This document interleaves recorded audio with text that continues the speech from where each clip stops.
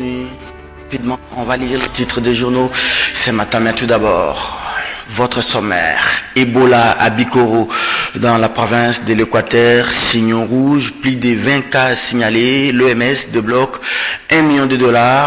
Plusieurs cas confirmés par l'INRB ici à Kinshasa. Très mauvaise nouvelle donc ce matin. Bruno Tshibala a appelé dans une question orale avec débat à l'Assemblée nationale pour s'expliquer sur le chronogramme et l'enveloppe que le gouvernement devrait allouer à la Commission électorale nationale indépendante. Jusque-là, le gouvernement n'arrive même pas au cap de la moitié de l'enveloppe. Est-ce que Tshibala va-t-il tenir la promesse? Difficile de répondre à ces questions. Tshibala, lui, qui s'apprend à Gaston Moussemena des graves révélations, tout comme des graves mises en garde sur le ministre de l'EPSP à la base, ces conflits de compétences au sein du gouvernement. Nous en parlions il y a 2, 3, 4 mois sur ce plateau entre le ministère de l'enseignement supérieur universitaire, de l'enseignement primaire, secondaire et professionnel et l'enseignement technique et artisanal. Plusieurs enveloppes sont donc à la base de ces conflits de compétences. Si le temps nous le permet, nous allons très certainement revenir sur la promulgation des annexes à la loi électorale portant répartition des sièges pour les législatives. Joseph Kabila a posé sa signature sur ce document. Voilà donc le menu de votre magazine. Rapidement les titres. Willy Kalingai et Géopolis, titre audit du fichier électoral, les experts de l'OIF à pied d'œuvre à Kinshasa. Financement des élections, Tshibala interpellé au Parlement, j'en parlais tout à l'heure au sommaire de votre magazine. Forum des As, écrit Ebola, 2021 cas enregistrés, 17 décès signalés à Bikoro, dépêché par le gouvernement. Une équipe d'experts arrive sur place ce mercredi. Congo Nouveau de Simon Bofunga, un bâtiment du ministère de l'Agriculture en passe d'être vendu. Je vais terminer par la prospérité de Marcel Ngoï, gouvernement, un projet de décret portant octroi de la nationalité congolaise adopté. Sensa, la redynamisation du processus de décrispation se poursuit. Voilà, on va se limiter là pour aujourd'hui. Pascal Ondié est avec nous sur ce plateau pour analyser, commenter et décrypter l'actualité ce matin. Bonjour Pascal. Bonjour cher. Bienvenue à vous. En tout cas, merci beaucoup. Merci pour les trophées. C'est les trophées kiosques, c'est les trophées de tous les journalistes et de tous les confrères. De tous les journalistes, de tous les confrères, mais je dois vous congratuler parce que vous avez été celui qui nous a régulé depuis tous ces temps, et toujours au premier plan, chaque jour, chaque matin, sans fatigue. Ça, en tout cas, vous méritez nos félicitations parce que vous vous êtes distingué par la façon d'analyser fait des sociétés, par la façon d'accompagner les analyses de vos confrères. Et quand vous les analysiez ensemble, en tout cas, on sent l'objectivité. Donc, c'était normal qu'on les fasse autant et ce n'est pas suffisant. Je crois que vous méritez encore d'être primé lorsqu'il y aura encore d'autres cadres d'encouragement des journalistes. Très bien. Alors, les échos politiques sur CKTV, vous avez les prochains numéros, c'est pour le jeudi. Oui, pour le jeudi, nous aurons le pasteur, professeur Théodore Ngoï, qui va faire ses lectures. J'ai dit ses lectures parce qu'il y en aura beaucoup sur le plan politique, sur le plan judiciaire. Et là, on est sur le plan national et international parce que vous savez, il y a eu la présence de la procureure de la Cour pénale internationale qui est ici parce qu'il est avocat aussi, conseil à la Cour pénale internationale. Donc c'est avec lui que nous aurons alors analysé toutes ces questions. Vous savez, c'est un engagé politique depuis 2006. À quelques jours, c'est les élections. Ce sera alors normal qu'il nous dise qu'est-ce qu'il pense dans le cadre de son parti politique, l'organisation des élections. Est-ce qu'il y a possibilité de faire foi? Est-ce qu'il n'y en aura pas? Que pense-t-il de la justice de notre pays au regard de tout ce que nous avions eu comme crime ici et l'apport de la communauté internationale? Est-ce que c'est suffisant pour qu'on trouve une solution définitive à tous ces crimes? Très bien. En tout cas, merci beaucoup pour cet accompagnement pendant près de 4 ans. Vous étiez là à chaque fois que je vous appelais pour kiosque. Je vous dis grand merci. Et je pense que les trophées vous appartiennent, tout comme appartient aux téléspectateurs. Le combat continue. À toute l'équipe technique. Le grand combat continue. Merci à vous, très cher Pascal Ondié. Toutes mes félicitations à la rédaction de CKTV, Jean-Pin Djonji, et tout le monde. Ils sont nombreux. L'ami de Camille, les privilégiés. Ils sont nombreux là. Israël Moutala, il est de 7sur7.cd, un site très lu, très consulté. Israël, bonjour. Bonjour Serge. Bienvenue à vous. Merci beaucoup. Je n'ai pas les trophées avec moi, sinon j'allais vous le remettre. C'est votre trophée. Serge, c'est d'abord et avant tout ton trophée. Je suis fier dès que tu as été primé, tu mérites ce prix. Merci. Ton travail a été reconnu par tes pairs, a été reconnu par la société, et donc nous sommes très très fiers. Très bien. C'est un travail qui est salué par tout le monde. Le prix est largement mérité. Vous êtes brillant, vous connaissez le débat avec Maestra, toute la République vous est absolument connaissante. Moi, par rapport à ça, c'est le couronnement de quelqu'un que j'ai vu jeune. On a commencé le débat. À l'époque, c'était sur le joint de la rédaction. Télé 7. C'est Télé 7 avec Charles Tonsi, voilà. Absolument. Très bien. Donc tu étais déjà ambitieux à l'époque et tu venais déjà dans le débat. Et tu étais déjà un bon débatteur. Merci beaucoup. Et donc aujourd'hui, c'est une fierté pour nous que tu sois honoré ainsi. Mais moi, j'aimerais absolument que tu sois fêté dignement. Voilà, que tu sois fêté dignement. J'ai vu les notables de la province de l'Équateur célébrer Monseigneur Ambongo. Bon, tu es originaire de l'ex-grande province de l'Équateur. Moi, je serai ressortissant, je te ferai un tel honneur aussi. Parce qu'on est congolais, c'est vrai. Je n'ai pas la même dimension d'Ambongo. Ne demandez pas à Makila de faire à moi ce qu'il a fait à Mbongo ou à Dangwele ou aux autres. Bon, moi, franchement, j'ai Makila, Boussa, Dangwele, Mokolo, Kengo, bref, tous les notables doivent être honorés parce qu'un de leurs fils, un de leurs cadets a été honoré. Et donc, ils ont honoré Ambongo, ils lui ont organisé une réception. C'est vrai que peut-être que derrière Ambongo, il y a des gains politiques. Ils veulent montrer à Kabila qu'ils sont proches d'Ambongo. Peut-être ils veulent vendre ça. Peut-être qu'ils veulent vendre Ambongo politiquement à Kabila. Oui. Dire qu'ils peuvent servir de pont entre Ambongo, qui est maintenant l'archevêque métropolitain, et le pouvoir. Mais il ne faut pas toujours avoir des visées politiques. Ici, quand un fils du terroir est élevé, il est des coutumes, il est de tradition qu'il soit célébré par les siens. Merci beaucoup. Vous politisez un peu tout, chers confrères. Allez, rapidement, on va aller au premier thème de l'émission. Conflit EPSP, FPMA, RDC, Chibala, rappel Gaston Moussemena. À l'ordre, Pascal Onge.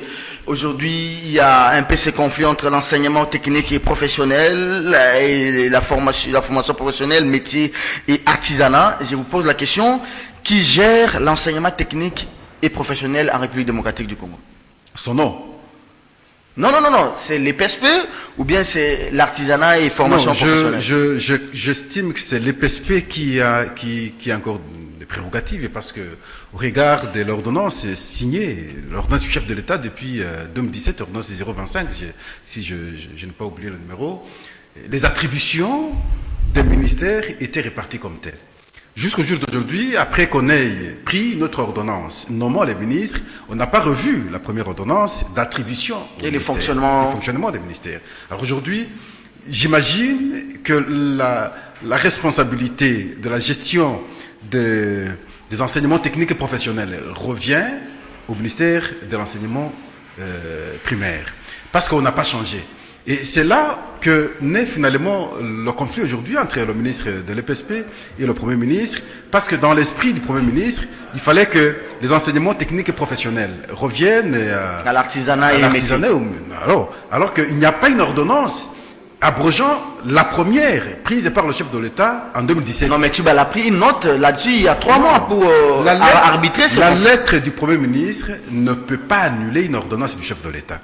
Donc, ce qu'il doit faire aujourd'hui... C'est aussi une usurpation de pouvoir. Usurpation en quelque sorte. C'est que le Premier ministre, je ne sais pas s'il comprend ce qu'il fait parfois aussi, Bruno Chibala. C'est un avocat, non? Non, attendons, laissons des histoires comme ça. Ce qu'il doit faire, c'est demander s'il a la facilité d'échanger avec le chef de l'État, qu'il prenne une autre ordonnance qui va abroger la première ordonnance. Et cette fois-là, pourra fixer de nouveau les nouvelles attributions des ministres. Le conflit est né d'où? Il y a des écoles techniques et professionnelles en Djili. Parce qu'il fallait organiser les épreuves de l'examen d'État. Première partie, avec la dissertation et les jurys. Pour le ministre de l'enseignement supérieur, de l'enseignement primaire, il estime que c'est dans sa compétence. Parce que la formation et l'enseignement sont deux concepts différents. Et l'enseignement, le ministère de l'enseignement primaire prend en charge les formations, enfin les enseignements qui ont un cycle normal, court comme long, pour qu'à la fin on organise des épreuves qui vont sanctionner les élèves qui pourront avoir des bulletins, enfin des diplômes ou des certificats pour voir comment affronter d'autres cycles. Mais quand vous êtes au niveau de la formation est sanctionnée par des brevets, par des trucs comme ça. Alors, maintenant, à l'enseignement technique et professionnel en Djili, par exemple, il fallait organiser ces épreuves et le ministre a estimé de l'enseignement primaire qu'il fallait organiser ces épreuves là-bas aussi. C'est dans ses compétences au regard de l'ordonnance du chef de l'État de 2017. Et il organise ces épreuves parce qu'à la fin, parce que ce sont des cycles courts, à la fin, les enfants, les élèves doivent bénéficier, ne fût-ce que des diplômes. Les diplômes d'État du ministère, non pas de l'enseignement artisanal, mais de l'enseignement primaire secondaire. Ce n'est pas une formation. Parce que sur ces diplômes, on n'écrit pas ministère de l'enseignement professionnel artisanal. On parle de l'enseignement technique et professionnel. Il s'agit de l'enseignement. Ce n'est pas une formation. Si c'est une formation simple, c'est autre chose. Comme c'est l'enseignement, parce qu'il y a un cycle, tout un cycle, court comme long, c'est dans les prérogatives, jusqu'à la preuve du contraire, du ministre de l'enseignement primaire. Attendez, Pascal, s'il vous plaît. Si je vous comprends bien, il y a une ordonnance présidentielle qui fixe les modalités, les attributions de chaque département ministériel. 025, 2017. Alors, le Premier ministre estime que... Donc, Gaston Moussemena se camponne derrière cette ordonnance. Il a totalement raison. Très bien, je vous en prie. Mais le Premier ministre prend une note pour remplacer l'ordonnance présidentielle. C'est illégal. Alors, quelle est la validité de cette note? Parce que quand même le président de la République prend une ordonnance, il dit, vie la Constitution, vie ceci, attendu que, sur décision du Conseil des ministres entendue, décrète, ordonne. Mais la note de Premier ministre là fait référence à quelle disposition de la Constitution et à quel texte de loi? Non, on ne peut même pas évoquer la note du Premier ministre. C'est illégal totalement parce qu'on ne peut pas opposer la lettre du Premier ministre à l'ordonnance du chef de l'État. Alors, question directe, réponse directe. Comment le directeur du cabinet du président de la République, qui est le patron de l'administration de la présidence, voit que l'ordonnance du président de la République est en train d'être malmenée et violée et il s'était? Non, il se moque du Premier ministre. Ah bon? On comprend qu'il ne comprend pas ce qui... Parce qu'il y a une ordonnance du chef de l'État qui a été prise. Le chef de l'État n'a pas abrogé son ordonnance. Le Premier ministre ne peut pas prendre une lettre pour mettre en cause l'ordonnance du chef de l'État. C'est là où je dis... Non, par souci d'arbitrage. Non, mais souci d'arbitrage, le chef de l'État n'est pas absent, il est ici. Par souci d'arbitrage, il faut voir le chef de l'État pour qu'il prenne l'ordonnance. Pour que le chef de l'État prenne l'ordonnance, ça doit prendre combien de temps? Peut-être soumettre la question au Conseil des ministres au lieu de régler ça. Voilà, ce sont des procédures à faire aujourd'hui, que de passer par une lettre alors que l'ordonnance existe. Le ministre de l'enseignement primaire et secondaire n'a pas mal fait. Il a respecté son job description. Au regard, n'est-ce pas, de la loi, de l'ordonnance 025 du chef de l'État. Il n'est pas sorti du cadre. Dernière question. Maintenant, il ne pouvait pas sacrifier les enfants parce que les épreuves sont organisées, ne pas organiser les examens, et parce que les considérer que c'est dans la responsabilité de l'autre ministère, alors que l'autre ministère ne gère que la formation. Alors, si je comprends bien, pour terminer sur cette question, désormais, quand il y aura examen d'État, il faudrait avoir 2 ministres qui vont chacun donner le coup d'envoi. Non, ça c'est un désordre. Oh. C'est un désordre. Est-ce que l'autre ministre a des inspecteurs? Des inspecteurs que nous avons répondent, n'est-ce pas, aux dictats, si vous voulez, aux orientations de l'enseignement primaire et secondaire. L'autre ministère n'a pas des inspecteurs. C'est ça, malheureusement. Le gouvernement d'Union nationale, c'est maintenant des chevauchements de compétences. Tout ça là, c'est parce qu'on a scindé les PSP, l'artisanat, parce qu'on devrait satisfaire aux appétits gloutons des politiques. Serge, tu m'as arraché le mot de la bouche. C'est la façon dont moi j'allais aborder cette question. Au lieu de l'aborder de manière aussi bruyante comme l'a fait Pascal de manière technique. Mais tout ça, c'est la conséquence d'avoir quoi? Un gouvernement éléphantesque. On a saucissonné les ministères pour caser les uns et les autres et on a ce désordre. Nous sommes un pays pauvre où la réduction du train de vie de l'État doit être une ligne centrale, une ligne maîtresse de toute organisation, de toute architecture gouvernementale, mais on ne respecte rien dans ce pays. La France, qui a un budget public d'à peu près 500 milliards de dollars, n'a pas à moins de 20 ministres. Les États-Unis ont moins de 10 ministres, alors qu'ils ont un budget de 2000 milliards de dollars. Vous, ici, vous avez un budget de 4 milliards de dollars, vous êtes pauvre et vous avez un gouvernement éléphant sec avec une cinquantaine de ministres. C'est ça le problème. Donc vous avez des ministres qui se chevauchent parce qu'on a déstructuré, agriculture à part, pêche à part, élevage à part. Absolument.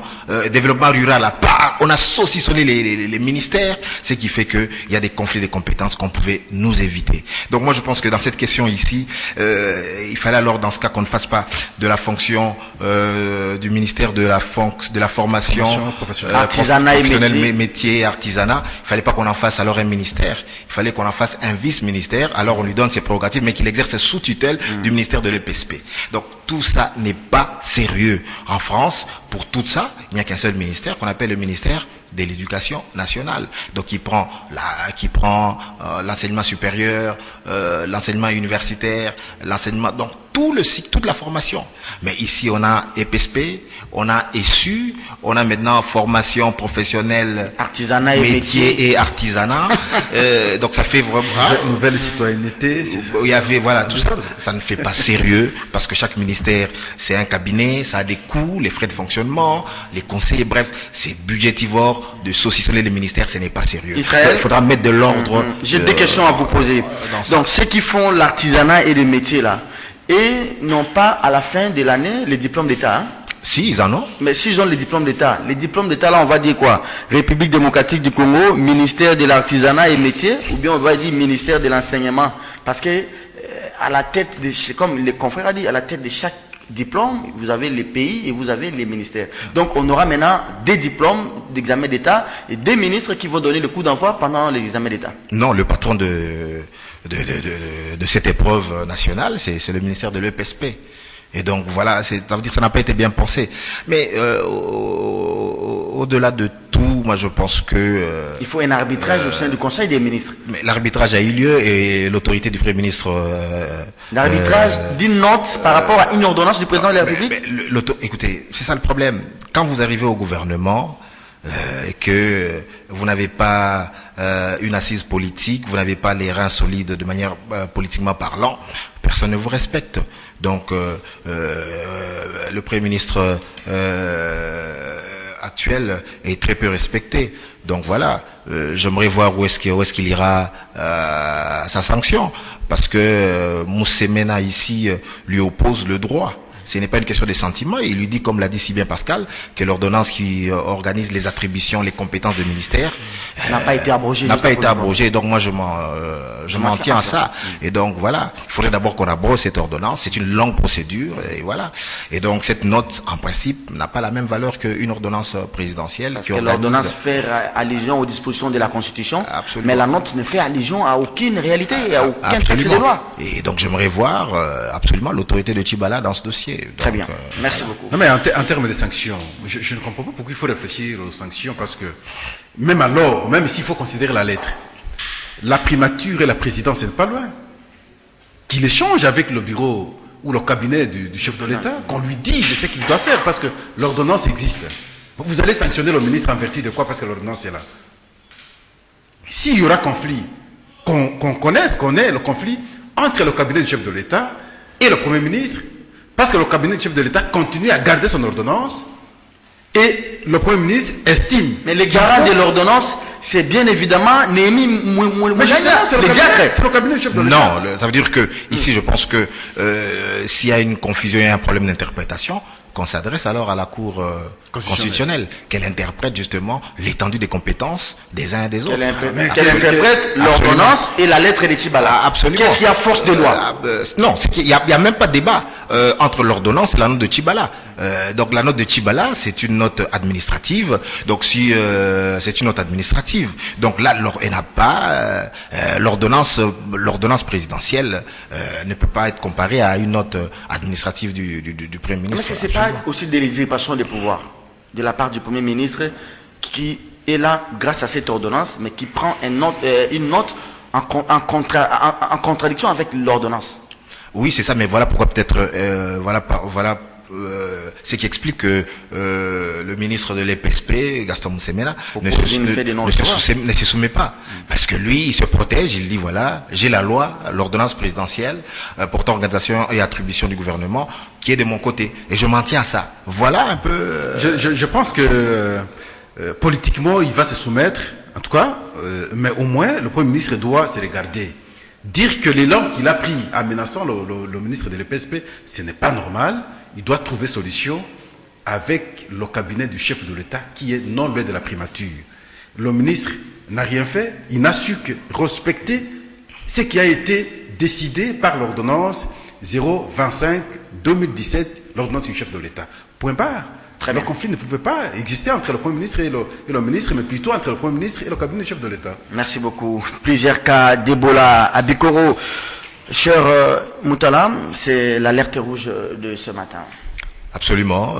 C'est une pas très bonne nouvelle, parce que ça sera la 9e crise d'Ebola que connaît notre pays. Et donc moi je pense que il y a eu à peu près déjà 17 morts. Ça a mis la puce à l'oreille aux autorités sanitaires. Bon, il y a 21 cas, et heureusement, sur les 21 cas de fièvre hémorragique détectés, on a envoyé les 5 échantillons ici à Kinshasa. À l'INRB? Ah oui, à l'INRB, et 2 échantillons étaient positifs, les autres étaient négatifs. Et sur les 21 personnes qui étaient suspectées, jusque-là, il n'y a eu aucun décès, à part les 17 morts suspectes qu'il y avait eu avant, dont on n'a pas pu prélever les échantillons pour savoir s'ils sont réellement morts de la fièvre hémorragique Ebola ou pas. Mais encore une fois, c'est toujours une maladie qui est encore mystérieuse, dont on ne connaît pas vraiment comment est-ce qu'on l'a... Il faut maintenant la mise en place d'un plan de contingence. Hein? Absolument. La riposte s'organise. Nous avons une expérience, nous avons du personnel bien formé, et donc je pense que cette crise, comme toutes les autres crises, seront... L'OMS débloque $1 million.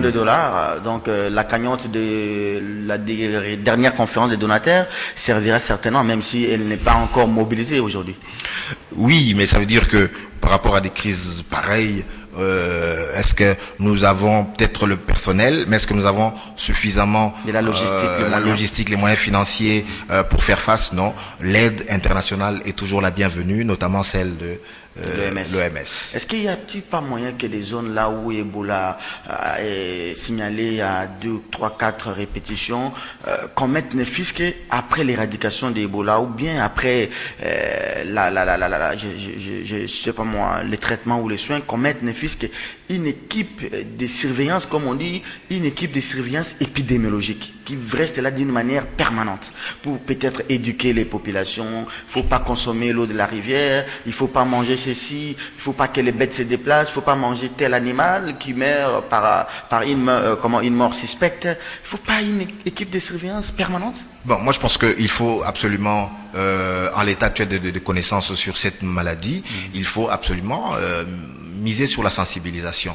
Est-ce pour autant il faut une équipe permanente sur place? Il faut en évaluer les coûts, mais je pense qu'aussi on peut le faire par la voie des ondes. Il y a des radios communautaires, ou bien installer des radios communautaires et sensibiliser les populations dans les zones à risque. Sur cette question encore d'Ebola, ça me revient encore sur la question de l'EPSP. En quel sens? Dans le sens où, vous voyez par exemple que, en principe, l'éducation nationale, l'enseignement primaire et secondaire est de la compétence des provinces. Ce sont les provinces voilà, qui ont la compétence exclusive.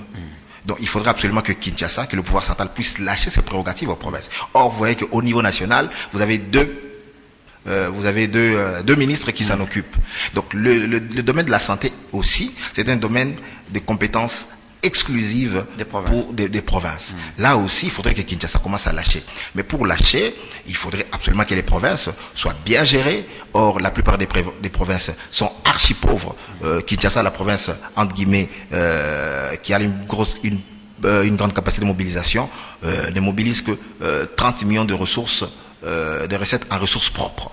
Donc, le Kasaï oriental, c'est à peine 10 millions de dollars en ressources propres. Vous faites par année, vous divisez par la population, vous voyez le niveau de pauvreté. Donc, toutes nos provinces ici, pour qu'elles aient les moyens de leur politique, il faut qu'elles s'organisent, il faut qu'elles travaillent à récupérer les prérogatives qui sont encore au niveau national. Et vous avez vu que ici, celui qui est en premier plan, c'est encore une fois le ministre national, pas le ministre provincial de l'Équateur. Or, ce qui devait être le cas, c'était le ministre de l'Équateur. Après, s'il échoue, les plans de riposte, il demande l'aide de Kinshasa. Mais on n'est pas encore, jusque-là, les provinces n'ont pas encore récupéré toutes leurs prérogatives pour s'autogérer. Très bien. Bikoro, un peu marécagé, hein? L'accès n'y est pas facile. Hein? Ce n'est pas facile, parce que généralement, lorsque nous avons les problèmes d'Ebola, si ce n'est pas l'Équateur, c'est un peu le Bandundu, un peu Bandundu, parce qu'il y a la forêt, les animaux meurent, ils les mangent comme ça. J'ai connu le cas comme ça, parce que nous avions vécu là-bas aussi. Vous allez dans la forêt, vous trouvez un animal mort. C'est même du pain béni. C'est la chance, si vous prenez, vous en mangez. Les conséquences, il y a des maladies, ainsi de suite. J'ai plus aimé le point de vue d'Israël, mais maintenant, la politique d'encadrement, comme vous aviez posé la question, de la population, pour qu'elle comprenne ce qu'elle doit poser comme acte en termes de la restauration, ainsi de suite. Mais la difficulté, c'est la pauvreté aussi. C'est la pauvreté qui est à la base. Et maintenant, qu'est-ce qu'il faut? C'est à l'État de penser à une politique générale sur le plan de la nation pour que les gens ne puissent pas poser des actes comme ça. Mais là où je n'ai pas été d'accord avec Israël, c'est que c'est vrai, même si il y a séparation de pouvoir entre les gouvernements provinciaux et le gouvernement central. Dans le cas d'espèce, c'est en rapport avec la santé, c'est une question nationale, parce que cette politique, cette question avec cette épidémie d'Ebola, en tout cas, je ne pense pas, au regard de ce que nous avons comme moyen, s'il faut laisser à la prérogative de la province, les gens vont mourir. Donc il fallait maintenant faire appel à l'expérience nationale pour qu'on trouve et même internationale, c'est au-delà du Congo. Moi, de l'ère politique, oui, voilà pourquoi il faut qu'on pense aux élections pour changer, parce que depuis qu'on a morcelé les provinces dans la précipitation avec des raisons politiques pour atteindre l'objectif, peut-être c'est celui-ci qui nous fait tergiverser le temps, c'est pas avoir les élections. Voilà, il est important aujourd'hui d'avoir les élections pour qu'on repense la politique de la gestion de nos provinces. Et cette fois-là, peut-être on pourra revenir sur les attributions, les compétences des provinces, compétences du gouvernement central, et ça pourra équilibrer les choses. Mais dans le temps actuel, quelles que soient les conditions, s'il faut penser, en tout cas, à la compétence des provinces, je ne sais pas si les provinces pourront faire quelque chose. Pourquoi, Pascal? Pourquoi j'ai dit que ce n'est pas la comparaison n'est pas raison. Peut-être que ce que je vais dire tout à l'heure n'aura pas vraiment des arguments solides. Et pourquoi on décrète des opérations Sokola 1, Sokola 2, même si on neutralise les ADF, on neutralise les Maïmaï, Yakotumba, Togisa, on laisse toujours des militaires. On laisse toujours des policiers, on déploie un peu l'artillerie lourde pour la sécurité. Mais pourquoi quand on éradique Ebola, on ne laisse pas des équipes pendant 6 mois, pendant une année? Bon, mais parce que si aujourd'hui c'est à Kolé, chez moi par exemple, demain Ebola sera vu à Ingende, autre jour c'est à Boende. Voilà. Alors si vous aviez laissé l'équipe à Kolé, mais si ça surgit de l'autre côté, l'équipe va faire quoi? Et c'est comme ça qu'il fallait maintenant penser à une politique générale, et surtout à cette partie du pays, le Grand Équateur, grande province orientale. Donc il faut penser, parce que c'est là qu'il y a la grande forêt équatoriale. C'est là où des animaux comme ça meurent et les gens en mangent sans réfléchir à cette question de l'épidémie. Donc c'est à partir d'ici qu'il faut réfléchir. Pascal, vous savez, la dernière édition d'Ebola, j'ai pas la dernière édition, c'est comme si c'était cyclique, hein, excusez-moi, franchement. La dernière fois que les Congolais ont connu Ebola, on nous a dit ici, tambour battant, qu'il y avait un financement, je sais pas moi, européen, ou de l'OMS, ou de l'UNICEF, et qu'on allait créer une grande école de formation d'Ebola. On en est où aujourd'hui? C'est vrai. C'est où maintenant l'école? Non, c'est... Oh, Mouyembe en est le directeur, on a dit même on va recruter les gens. Congo, à cela, il faut ajouter... Ils sont où? Et l'école est où? À cela, il faut ajouter une réflexion. Vous savez, lorsqu'il y a des cas comme ça, oui, on gonfle le budget. Ça devient un business des humanitaires aussi. Je m'en souviens avec le ministre Félix Kabangi. C'était sur ce plateau. Chaque après 3 mois, moi, je mettais un peu de doute. Oui, le budget qu'il avait demandé, je me suis dit, mais c'est trop gonflé. Alors maintenant, j'imagine qu'il y a des cas comme ça. Alors, soyons un peu sérieux, comme Jubi l'a dit. Très, très sérieux. Où se trouve l'école des experts en termes d'Ebola? J'ai l'impression que ça n'existait pas. Je n'ai pas fait l'enquête, mais j'ai l'impression que ça n'existait plus. Ça n'existait pas alors. Parce que je me dis, Israël, on aurait dû attendre déjà ce matin que voilà, les premiers élèves de l'école d'Ebola vont se déployer. Cette école est où? ces élèves sont où? Et Mouyembe est où? Le financement est où? Mouyembe est un grand scientifique, spécialiste. Il a gagné même des prix, hein? Mondialement reconnu pour son expertise dans le domaine. L'école d'Ebola est où, mon frère? C'est la question qu'il faudrait poser au gouvernement. Mais j'aimerais dire quand même ceci. Mais c'est quoi ça? Ça veut dire que, c'est vrai, il y avait quand même des primes assez astronomiques pour l'équipe qui descendait sur le terrain d'Ebola. Avec beaucoup de risques. Et ça se comprenait. Et je pense que le ministre Félix Kabange-Numbi à l'époque a eu beaucoup de mérite. Je l'ai vu quand même au four et au moulin. Au four et au moulin dans les crises d'Ebola. Il descendait dans l'engagement et le budget. Absolument. Non, ça veut dire quand même, je suis en train de dire, je vois quand même, hein, c'était pas facile. Hein, et donc, il est en brousse et tout ça avec. Non, il était quand même, c'est quelqu'un qui descendait vraiment, qui était au contact et tout ça. Et même l'actuel ministre de la santé, absolument, quand même le seul parmi pour moi les meilleurs éléments issus de l'UDPS qui se distinguent par leurs compétences parce que où se trouve l'école d'Ebola? En tout cas, jusque là. Où sont les premiers médecins experts en Ebola? On a dit que ça allait être une grande école de médecine sur Ebola en Afrique centrale. En tout cas, jusque-là, elle n'est pas encore sortie de terre. On va revenir au gouvernement pour poser si absolument, il n'est pas encore sorti de terre. Les spécialistes, mais on peut les former encore à l'INRB, à l'UNIKIN et tout ça. Mais il faut cette école et tout ça, parce que quand il y a des crises en Afrique, ce sont les experts congolais qui y vont. Mais c'est toujours sous l'encadrement. En Haïti, c'était toujours sous l'encadrement au Libéria aussi. Toujours sous l'encadrement du professeur Mouyembe. Je crains fort que cette école ressemble un peu au Pakebo que Jean-Marie Kassamba nous montrait ici. C'est ce que j'allais argumenter. Pakebo, mais à la fin, c'est Kokolo Gungu, des tristes mémoires qu'on va réhabiliter. Mais où se trouve l'école et où sont les premiers... La pose de la première pierre. Voilà. Là, elle n'a même pas eu lieu. En un mot, je dois dire que nous devons être très sérieux. Nous devons être très sérieux, nous promettons trop de choses et nous voulons... Le temps efface les idées. Des illusions inutilement et finalement, au fil du temps, ça nous met nus et ça devient ridicule pour nous-mêmes. Ce n'est pas propre. Donc nous devons être très sérieux. Il s'agit de notre pays. Quand nous faisons des promesses, que ce soit des promesses vraies, qui vont se réaliser pour l'intérêt de la population. Mais lorsque nous faisons des promesses, parce que nous voulons atteindre l'objectif, demain les promesses ne seront pas réalisées. En tout cas, ce n'est pas bon. Visiblement, ça se voit que nous n'aimons pas le pays. Donc, lorsque nous avons une posture de pouvoir, j'ai toujours dit, et vous refusez que j'évoque souvent la morale en politique, et c'est là la difficulté. Lorsqu'il n'y a pas la morale, tous les actes que nous posons ne sont pas des actes sérieux, parce que on ne sait pas mettre au premier plan l'autre pour le servir. Et ici, on se sert, et lorsqu'on se sert, on oublie ce qui est objectif, on laisse à côté la population. C'est le cas avec l'école en question. Visiblement, l'école n'existe pas. Alors posons-nous la question, l'argent, tout ce qu'on avait déboursé pour cette école, qui a bénéficié? Est-ce que c'était d'abord une idée relevant d'une politique nationale sur la riposte contre Ebola, ou bien c'était quelque chose de factuel comme on nous a habitués dans ces pays? Allez, puisqu'on a les chefs de l'État va dire qu'on va construire une école d'Ebola et puis on va mettre des médecins qui vont venir d'ici et d'ailleurs. Voilà maintenant que les temps effacent les idées et que nous sommes rattrapés. On est rattrapés.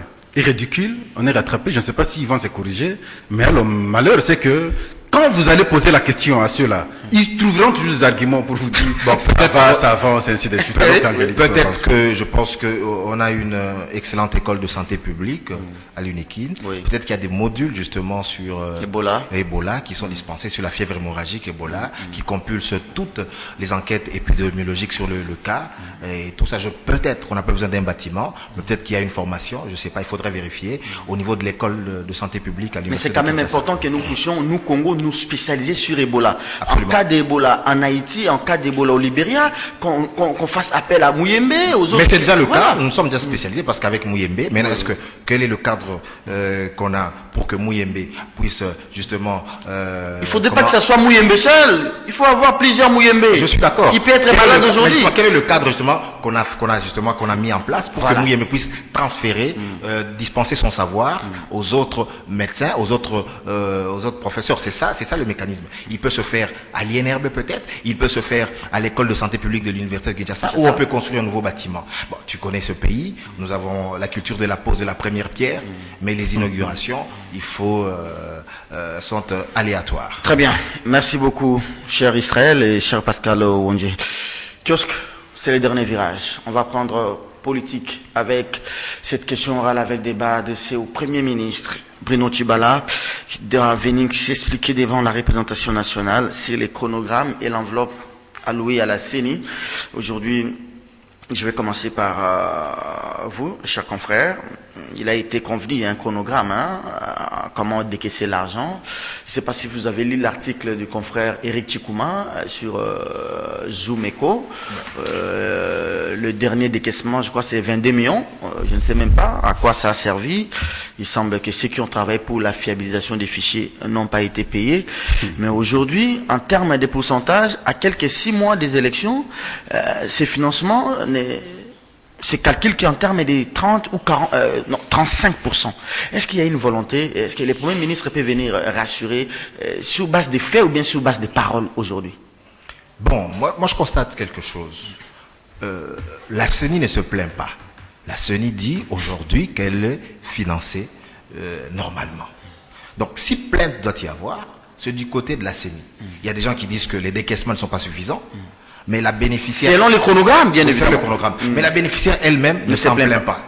Ah d'accord. Nous, on s'en tient d'abord à la CENI elle-même qui dit qu'elle n'a rien à se plaindre. Parce que quand il n'y avait pas de financement, elle faisait fuiter par-ci par-là son mécontentement. Mais pour l'instant, vous entendez parler Corneille Nangaa, vous entendez parler Jean-Pierre Kalamba, ils vous disent que côté financement, ils n'ont aucun problème. Et Jean-Pierre Kalamba l'a encore rappelé ce matin sur Top Congo FM. Sur la question de... Mais est-ce qu'à l'allure où vont les choses, comment le gouvernement débloque?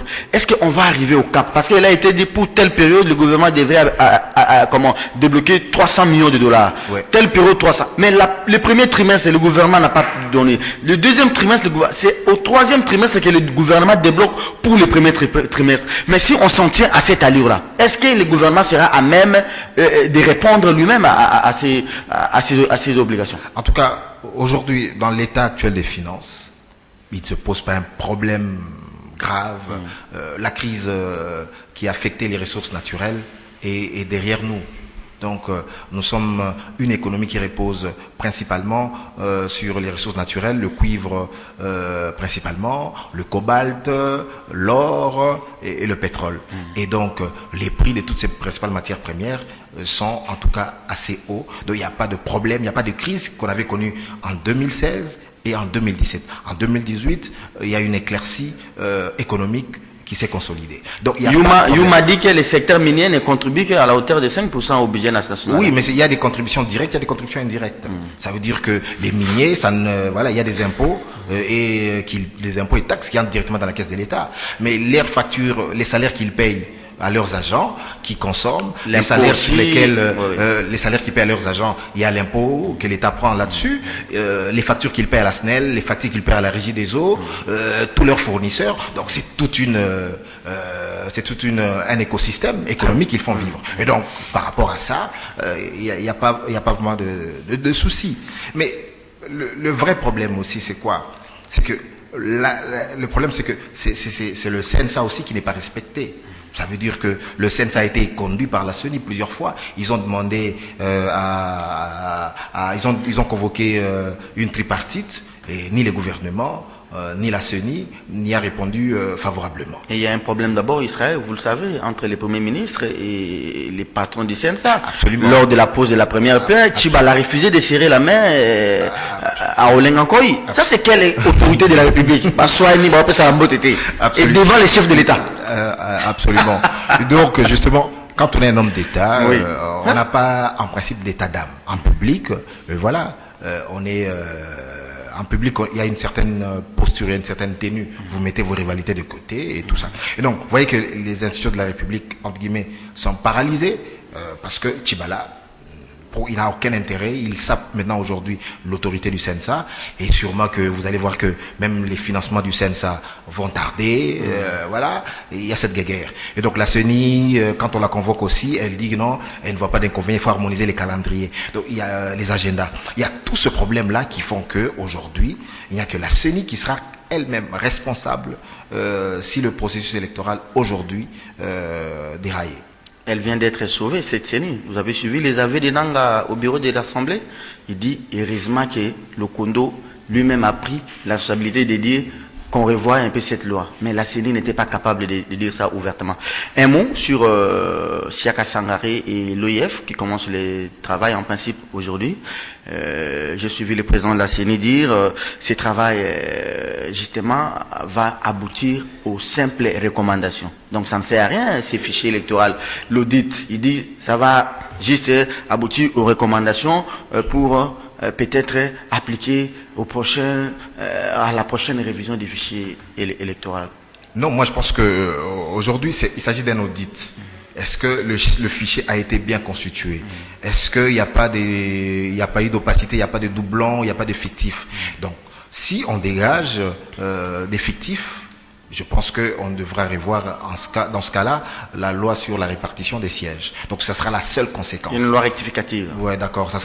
Non, on va prendre une nouvelle loi pour justement modifier la répartition de sièges. Ça sera la seule conséquence si jamais on estimait que dans le fichier il y a des doublons, il y a encore des fictifs. Donc, c'est pour faire la transparence sur les fichiers. C'est pour que tout le monde soit convaincu de la transparence, soit convaincu de la fiabilité de ce fichier. Et bon, l'opposition, le MLC, l'UDPS et l'UNC ont envoyé leurs experts. Je pense qu'ils vont travailler. Le plus important, c'est que ce fichier soit accepté par tout le monde. Parce que s'il est accepté par tout le monde, c'est un gage de paix au lendemain des élections. Très bien. Kabila a signé l'ordonnance. Comment ça s'appelle? Il a promulgué la loi sur la répartition des sièges. Voilà. Absolument. Un très bon pas pour le processus électoral. En tout cas, à la date échue. Non, c'était prévu dans le calendrier de Cornena. S'il avait raté pour une journée, on allait critiquer Kabila ici. Absolument, ouais. Il est fait. Il l'a fait dans le délai. Voilà. Il l'a fait dans le délai. Il a promulgué le 8 mai comme le prévoyait la CENI. Merci beaucoup, Israël Moutala. Vous allez épuiser votre tête en antenne. Pascal, vous avez 4 minutes et demie pour récupérer aussi sur cette question. Non, 4 minutes et demie. On peut commencer rapidement par Tchibala. Le chronogramme n'est pas respecté. La CENI ne se plaint pas non plus, mais si il a été convenu entre nous deux que vous devrez chaque fin du mois me donner 500 francs. Au mois de janvier, vous ne me donnez pas 500 francs. Au mois de février, vous ne me donnez pas. Je ne me plains pas non plus. Au mois de mars, vous venez me donner les 500 francs du mois de janvier. Mais qu'est-ce qui me dit qu'au mois de décembre, vous serez à même de me donner les 500 francs de février, mars, avril, mai, juin, juillet, août, septembre, octobre, novembre, décembre? C'est toute la question de Germain Kambinga à Bruno Tchibala. Non, il a raison de poser cette question, mais en même temps, il n'a pas compris les enjeux politiques, Germain Kambinga, qui se pose la question, pourquoi nous avons aujourd'hui la machine à voter? Le gouvernement ne dit jamais non contre la position de la CENI. Et n'attendez pas, Israël, que la CENI dise non contre la position du gouvernement. La CENI ne va pas se plaindre si c'est en complicité qu'elle fait avec le gouvernement. Une stratégie. Aujourd'hui, le débat, c'est sur l'enrôlement des Congolais de l'étranger. Vous savez, le soubassement politique, c'est quoi? On a fini par comprendre, parce qu'il fallait monter d'abord la première stratégie, était la machine à voter. Et vous verrez, lorsque on va dépasser la date convenue dans le calendrier, et que l'opposition continue à garder sa position de refus, la majorité va revenir pour rejoindre l'opposition, et avec la CENI, comme il n'y a pas consensus, nous aussi nous refusons la machine à voter, et à ce moment-là, on aura dépassé la date, et la conséquence, c'est laquelle? Probabilité de dépasser 2 millions. Je vous donne un élément. Sans avoir quand l'opposition appelait à l'enrôlement de la diaspora, avec Fayoulou à la tête, la majorité n'en voulait pas. Et à un moment, la majorité a accepté. Voilà. Et voilà que la même majorité dit, voilà. J'ai parlé de l'enrôlement de l'étranger. Voilà. On a fini par comprendre, après avoir déjà analysé cette question de la machine à voter, ils se disent, mais c'est très dangereux lorsqu'il faut aller à l'extérieur, parce que là, la diaspora n'est pas pour le pouvoir. Oui. 7 millions, estimé à 7 millions. On aura perdu, c'est l'opposition qui aura en bénéficié. Alors maintenant, il faut tout faire pour l'éviter. Voilà l'enjeu politique à ce stade. Mais Tchibala et son gouvernement, nous connaissons que janvier, février, on n'a pas financé. On a financé en mars, et à quelle hauteur? 22 millions, avec beaucoup d'étapages. Le gap de 8 millions que le gouvernement n'a pas complété. La CENI ne se plaint pas parce que la CENI, c'est le jeu. Elle participe à cette stratégie. Mais je me pose aussi la question, Serge, qu'est-ce qui va advenir aussi après? Qu'est-ce qu'il faut aujourd'hui? Parce que quand je regarde les opposants, même leur comportement, nous devons aussi nous poser la question, si jamais on avait les élections, si jamais on organisait les élections, après Joseph Kabila, qu'est-ce que nous allons penser pour notre pays? Il y a deux choses à penser. Après qu'on aura trouvé solution à la crise de légitimité, il faut aussi penser à la solution à la crise économique et sociale. Parce que visiblement, les Congolais, nous sommes inconscients. Les prix des pains augmentent, silence radio. Les transports augmentent, oh papa Serge, levé la biche Likambo. On trouve normal. Et on ne prend pas des gens capables qui peuvent aider notre pays. Tchibala, à ce stade, il sera à l'Assemblée nationale, c'est justifié. Il va se justifier, il va rentrer chez lui. Et c'est fini, on va continuer. Ce n'est pas l'interpellation des camions qui va changer. Tchibala avait 3 missions. Je prends les 2 premières missions, les sociales. Mais quand les pains augmentent là, ce n'est pas les sociales. Quand les transports augmentent là, ce n'est pas les sociales. Les 2, les élections. Mais ça patauge. Il ne respecte pas l'éconogramme. Finalement, son bilan, c'est quoi? Mais son bilan, je ne sais pas si nous pouvons le dresser ici. Le bilan est connu. Il est visiblement négatif, surtout sur le plan social. Sur le plan élection, c'est vrai, nous disons que jusque-là, on respecte le calendrier. Je suis d'accord avec Israël, nous devons féliciter le chef de l'État qui a promulgué, en tout cas, à temps, à la date convenue. Parce que le Parlement faillit. Il a été convenu dans le calendrier que le vote au Parlement se fasse le 23 avril. Mais le débat n'a commencé que le 25. Et finalement, pour voter la loi un peu tardivement, heureusement, on a... Ils ont grignoté les temps du président de la République. C'est cela l'enjeu. Moi, j'appelle ici à la conscience nationale. Très bien. Nous aurons élection demain. Même maintenant, avant les élections, il faudrait que les Tchibala et les autres comprennent qu'il s'agit de la République démocratique du Congo. Qu'on ne nous amène pas dans des bêtises. Parce que nous avons fait 7 ans sans élection. S'il vous plaît. Ça veut dire que non seulement qu'on n'avait pas la volonté, mais aussi on ne voulait pas mobiliser l'argent. Je ne dis pas on ne savait pas mobiliser. Oui, mais il faut mettre fin un peu à ces institutions-là. 10 voilà, ans, il faut les comme le Sénat. Les sénateurs ont eu plus de 2 fois les indemnités de sortie. Ça, c'est quel pays? Vous et moi, nous devons réfléchir aujourd'hui. Oui. Il y aura élection demain. Qui pourra diriger le pays demain dans toutes les instances? Il faut des gens capables. Moi, de mon point de vue, j'ai toujours cité une personne. Freddy Matungulu, que souvent on n'aimait pas au premier plan. Je crois qu'il faut valoriser des gens. Il doit quand même implanter son parti là. Non, c'est toujours lui mettre 4 voilà, il faut seulement le reprocher comme ça. Oui. Des gens comme ça qui peuvent aider notre pays. Matungulu est connu par Israël, par vous, mais chez moi, Libenge, qui le connaît là-bas? Il faut tout faire pour ça comme nous. Merci beaucoup. Il faut des intelligences. Alors, Nanga qui dit ceci, je sens un peu une sorte de légèreté dans les propos de Nanga. Il dit, l'audit du fichier va aboutir aux simples recommandations. Donc, Nanga vous conditionne de Non, il a raison parce que... Donc, ça ne va rien influencer. Parce que, voilà, la complicité... il vous dit déjà que c'est du n'importe quoi. La complicité de la CENI et le gouvernement. L'audit se ferait avant qu'on ait promulgué la loi. Maintenant qu'on a promulgué la loi sur la répartition des sièges, vous faites l'audit, vous trouvez les anomalies comme a souligné Israël. Vous allez revenir pour proposer un texte à l'Assemblée nationale. Ça, c'est du manque de sérieuxité. Et la conséquence, c'est quoi? On grignote quelques temps, non? On aurait dû faire cet audit avant la promulgation, même le vote à l'Assemblée nationale. Madame,